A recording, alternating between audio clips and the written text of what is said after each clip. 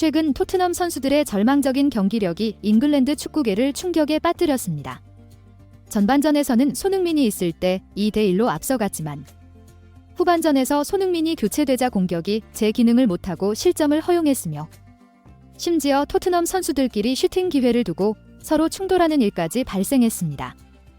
2부 리그 수준에도 못 미친다는 비판이 쏟아지고 있는데 퀵뉴스에서 그 이유를 알아보겠습니다. 토트넘은 홈에서 리그 17위 울버햄튼과 맞붙었습니다. 10명 이상의 선수가 부상으로 결장한 최악의 분위기 속에서 리그에서 가장 많은 부상자를 보유한 팀으로 꼽히며 강등권과의 승점 차이도 10점에 불과했습니다. 말 그대로 역대 최악의 시즌을 보내고 있기 때문입니다. 이 경기의 결과는 단순한 승패를 넘어 포스테코글루 감독의 지도력을 바꿀 수 있는 전환점이자 최악의 시나리오를 만들어낼 수 있는 것으로 여겨졌습니다. 따라서 이 경기는 토트넘에게 남은 유일한 경기였습니다. UCL과 아스널 같은 강팀과의 경기는 필수였습니다. 하지만 오늘 포스테코글루 감독은 최악의 교체 결정을 내려 전반전에서 앞서가던 토트넘의 경기력이 후반전에 심각하게 무너졌습니다. 후반 초반에 바로 교체가 이루어졌습니다. 손흥민이 적절한 타이밍에 교체됐습니다.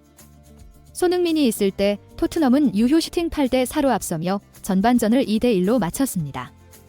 하지만 손흥민이 리드하고 있었습니다. 후반전에서 토트넘이 교체되자 슈팅이 2대7로 크게 줄었고 결국 실점을 허용하며 토트넘은 승리할 수 있었던 경기를 망쳐버리며 소중한 승점을 놓쳤습니다. 경기 후 축구 전문가들은 손흥민의 교체가 이 모든 것의 원인이라고 지적했습니다. 이에 대해 축구 전문가 오웬 하그리브스는 손흥민이 팀의 중심축이며 그를 제외시킴으로써 공격진뿐만 아니라 팀 전체를 흔들 수 있는 핵심 인물이라고 평가했습니다. 균형이 완전히 무너졌고 오늘 손흥민의 크로스 성공률은 100%였으며 4번의 기회를 만들어내며 공격을 완벽하게 이끌었다는 평가를 받았습니다. 중요한 순간마다 볼을 잃고 결정적인 기회를 살리지 못했으며 특히 벤탄쿠르가 만든 골문 앞 공간을 활용한 결정적인 찬스에서 솔랑가와 충돌하여 넘어지는 믿기 힘든 장면이 연출됐습니다. 이는 3부, 4부 리그 경기에서도 쉽게 볼 수 없는 극단적인 장면으로 그 수준이라고 말할 수 없습니다. 이를 본 프리미어리그 팬들은 SNS에서 비판을 쏟아냈습니다. 학생들도 이렇게 플레이하지 않는다며 토트넘 선수들의 이기심이 팀워크를 망치고 있다고 지적했습니다. 이는 선수들의 개인 플레이와 팀워크 부족을 비판하는 팬들의 목소리였습니다. 토트넘 선수들이 프리미어리그 수준에 미치지 못한다는 강한 비판이 쏟아졌습니다. 토트넘의 수비진은 뒷공간을 계속 노출시키며 불안한 모습을 보였고 이 틈은 결국 울버햄튼에게 페널티 박스 오른쪽에서 결정적인 프리킥 기회를 안겼습니다.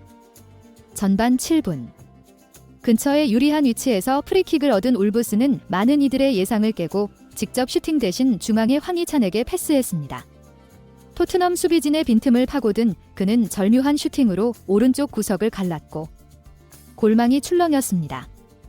이 뜻밖의 득점은 경기 초반부터 울브스의 분위기를 끌어올린 환상적인 골로 기록됐지만 5분 후 토트넘이 신들린 골을 터뜨렸습니다. 손흥민을 중심으로 한 역습이었습니다. 이어진 공격에서 얻은 코너킥에서 동점골이 나왔고 페널티킥을 얻어 기세가 완전히 장악된 것 같았습니다. 하지만 손흥민은 이 실수를 빠르게 만회했습니다.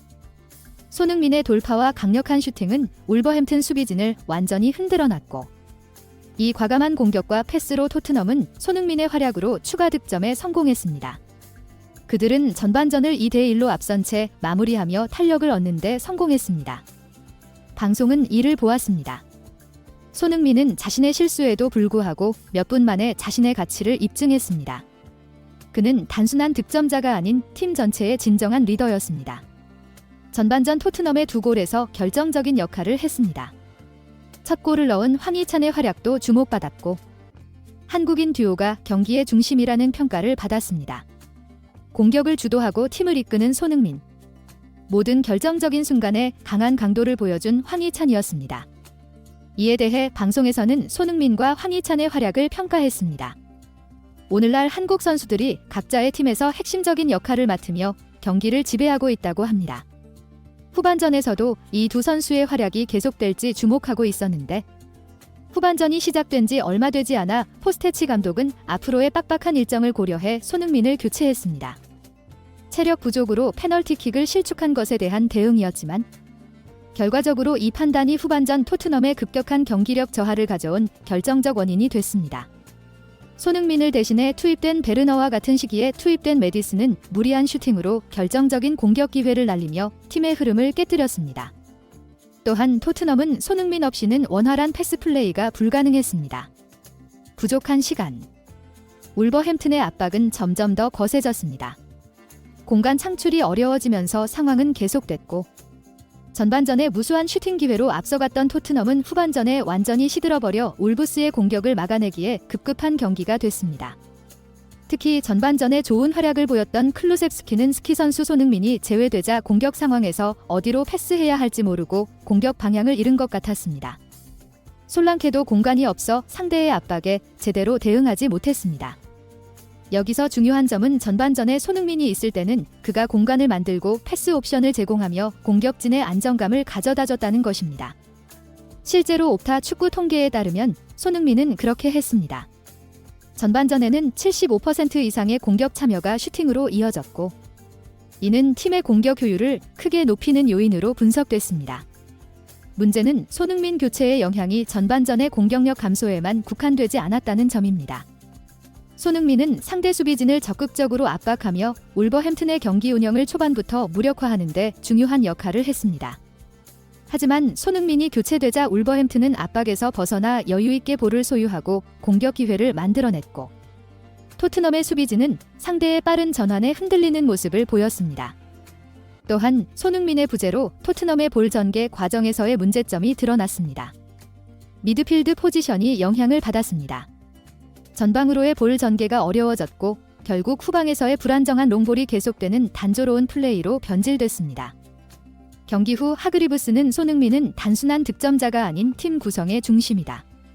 그가 없으면 토트넘의 전체 플레이 시스템이 무너진다고 말했습니다.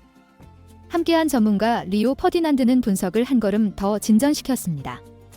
손흥민의 교체는 체력 관리의 문제가 아니라 팀 전체의 균형이 무너진 것이었습니다.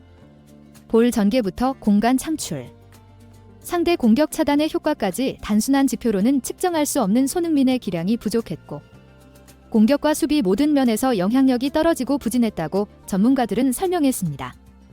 말 그대로 손흥민이 없는 토트넘은 지조 2부급에도 못 미치는 팀으로 전락할 수밖에 없었습니다.